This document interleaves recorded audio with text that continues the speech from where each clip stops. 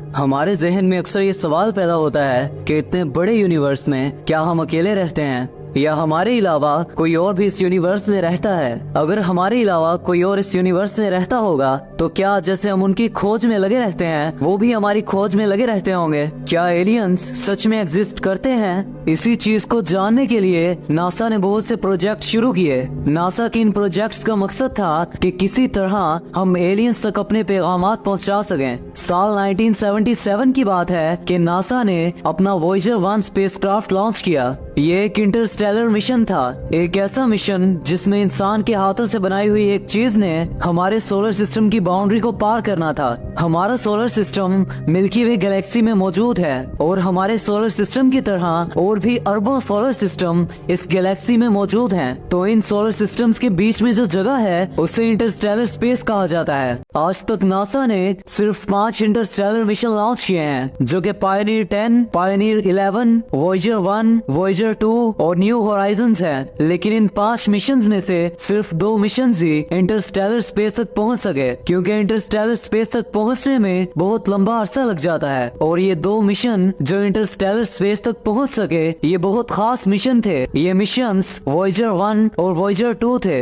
इन्हीं मिशंस की वजह से हमें जुपिटर, सैटर्न, नेपच्यून और यूरेनस की बहुत करीब की पिक्चर्स मिली। आज के वक्त तक भी वॉयेजर 2 एक ऐसा इकलौता स्पेसक्राफ्ट है जो यूरेनस और नेपच्यून के पास गया। और वॉयेजर 2 हमारी जमीन से इतना दूर चला गया है कि हमारी जमीन से सबसे दूर पहुंचने वाला मैन मेड ऑब्जेक्ट बन चुका है। अक्टूबर सन 2024 तक ये हमारी जमीन से 24.7 बिलियन किलोमीटर दूर पहुंच चुका था। लेकिन इन दोनों स्पेसक्राफ्ट्स की खास बात ये है कि इन दोनों के अंदर एलियंस के लिए बहुत ज्यादा मैसेजेस मौजूद हैं, जो इस उम्मीद के साथ लिखे गए हैं कि अगर कभी ये स्पेसक्राफ्ट किसी एलियन प्लेनेट तक पहुंचते हैं तो वो इन मैसेजेस को पढ़ सकें। आखिर ये कौन से मैसेजेस हैं जो इंसान एलियंस तक पहुंचाना चाहते हैं? तो आज हम इंसानों की इन वॉयेजर मिशंस के बारे में जानेंगे। साल 1965 की बात है कि नासा में काम करने वाले एक इंजीनियर ने ये नोटिस किया कि हमारे सोलर सिस्टम के आखिरी 4 प्लैनेट्स जुपिटर, सैटर्न, यूरेनस और नेपच्यून साल 1970s में एक ऐसी अनोखी ज्योमेट्रिक अरेंजमेंट में आ जाएंगे जो 175 सालों में सिर्फ एक दफा ही होती है। इस अरेंजमेंट का मतलब था कि हम एक ऐसा स्पेसक्राफ्ट जमीन से भेज सकते हैं जो इन चारों प्लैनेट्स की ग्रेविटेशनल फोर्स की वजह से इनके करीब से चक्कर लगा सकता है। तो इसीलिए साल 1977 का ईयर चूज किया गया इन दोनों स्पेसक्राफ्ट्स को लॉन्च करने के लिए। इस मिशन के मुताबिक वॉयेजर 1 को जुपिटर और सैटर्न के करीब से फ्लाई बाय करना था,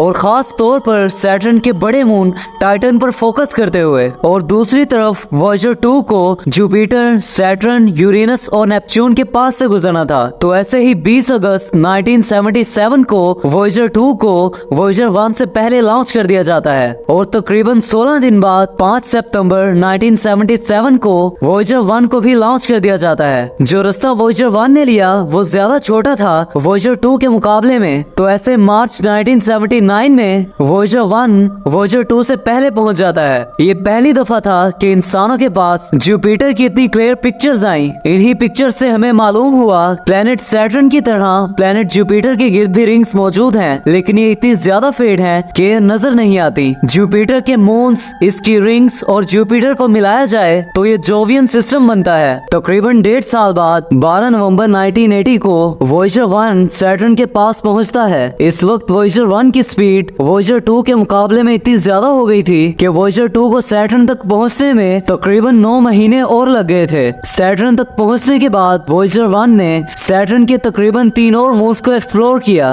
एटलस, प्रोमेथ्यूस और पेंडोरा। उस वक्त हम सैटर्न के सिर्फ 15 मून्स को जानते थे, लेकिन आज के वक्त हम सैटर्न के 146 मून्स को जानते हैं। वॉयेजर 1 ने सैटर्न के जिन मून्स की पिक्चर ली उसमें सबसे दिलचस्प चांद टाइटन था। हमारी जमीन के अलावा टाइटन एक इकलौती ऐसी जगह है जहां हमें लिक्विड वाटर के एविडेंस मिले। इसलिए बहुत सी हॉलीवुड मूवीज में टाइटन को एक ऐसी जगह दिखाया गया है जहाँ एलियंस रहते हो या जहाँ इंसान फ्यूचर में रह सकेंगे। सैटर्न को पार करने के बाद वॉयेजर 1 और वॉयेजर 2 के रास्ते तब्दील हो जाते हैं। वॉयेजर 2 यूरेनस और नेपच्यून के पास जाता है और ये इकलौता मैन मेड ऑब्जेक्ट बन जाता है जो इन प्लैनेट्स के पास से गुजरता है। ये साल 1986 में यूरेनस के पास से और 1989 में नेपच्यून के पास से गुजरता है और हमारे पास कुछ ये पिक्चर्स आती हैं। दूसरी तरफ वॉयेजर 1 अपनी ट्रैजेक्टरी तब्दील कर लेता है और एक्लिप्टिक प्लेन से बाहर निकल जाता है। एक्लिप्टिक प्लेन एक इमेजिनरी प्लेन है जिसके ऊपर हमारा सोलर सिस्टम मौजूद है। इसे अगर 3 डायमेंशंस में देखा जाए तो ये कुछ ऐसा नजर आता है। तमाम प्लैनेट्स एक प्लेन पर नजर आते हैं, लेकिन वॉयेजर 1 इस प्लेन से ऊपर की तरफ निकल जाता है। वॉयेजर 1 ग्रेविटी असिस्ट की वजह से बहुत तेज रफ्तार हासिल कर लेता है और आज के वक्त ये स्पेस में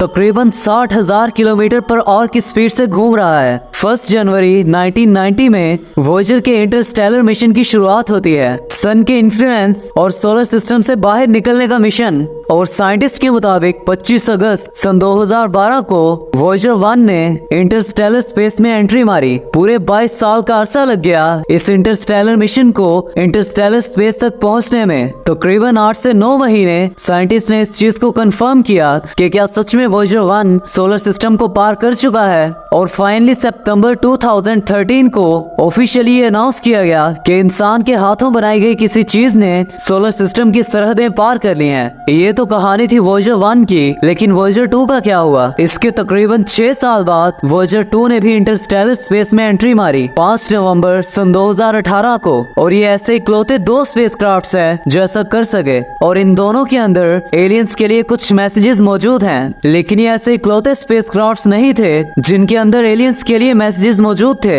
इससे पहले पायोनियर 10 और पायोनियर 11 में भी ये कोशिश की गई थी। असल में जो मैसेजेस पायोनियर मिशंस में भेजे गए थे वही मैसेजेस वॉयेजर मिशंस में भी भेजे गए हैं। बस फर्क इतना है कि वॉयेजर मिशंस में ये मैसेजेस ज्यादा डिटेल के साथ भेजे गए हैं। पायोनियर प्लेट एक छोटी सी गोल्ड एनोडाइज्ड एल्यूमिनियम प्लेट है जो पायोनियर 10 और पायोनियर 11 स्पेसक्राफ्ट में डाली गई थी। इस पर लिखी गई चीजें एलियंस को हमारे प्लेनेट के बारे में बताती हैं। नासा ने इसे अ मार्क ऑफ मैन कहा है। इस फ्लैग के नीचे वाले हिस्से में हमारे सोलर सिस्टम को दिखाया गया है, जिसमें सबसे पहले सूरज को दिखाया गया है, जिसके बाद हमारे सारे प्लैनेट्स आते हैं। एक कैरो बनाकर दिखाया गया है कि ये वो प्लैनेट है जहाँ से ये स्पेसक्राफ्ट आया है, और साथ में एक मेल और फीमेल की ड्राइंग बनाकर दिखाई गई है कि इस प्लैनेट पर ऐसी मखलूक रहती है। वॉयेजर मिशंस के अंदर भी इन्हीं मैसेजेस को गोल्ड प्लेट के ऊपर लिखा गया था, लेकिन इसके अलावा इस प्लेट के अंदर हमारी जमीन की डिफरेंट पिक्चर्स और वॉइसेस को रिकॉर्ड करके भी भेजा गया था। जमीन की तकरीबन 115 इमेजेस और डायग्राम्स भेजी गई थी जो हमारे प्लेनेट और इसमें मौजूद स्पीशीज के बारे में बताती थी। लेकिन सोचने की बात यह है कि एलियंस इन सब चीजों को चलाकर कैसे देखेंगे? इसके लिए इन चीजों पर इंस्ट्रक्शंस भी लिखी गई हैं, लेकिन क्या एलियंस इन इंस्ट्रक्शंस को भी समझ पाएंगे? ये भी एक सवाल है। ये इंस्ट्रक्शंस किसी लैंग्वेज में नहीं लिखी गई, बल्कि इन्हें डायग्राम्स की मदद से समझाया गया है। लेकिन ये इंस्ट्रक्शंस जो किसी आम इंसान के भी समझ में नहीं आती, क्या वो एलियंस को समझ आएंगी?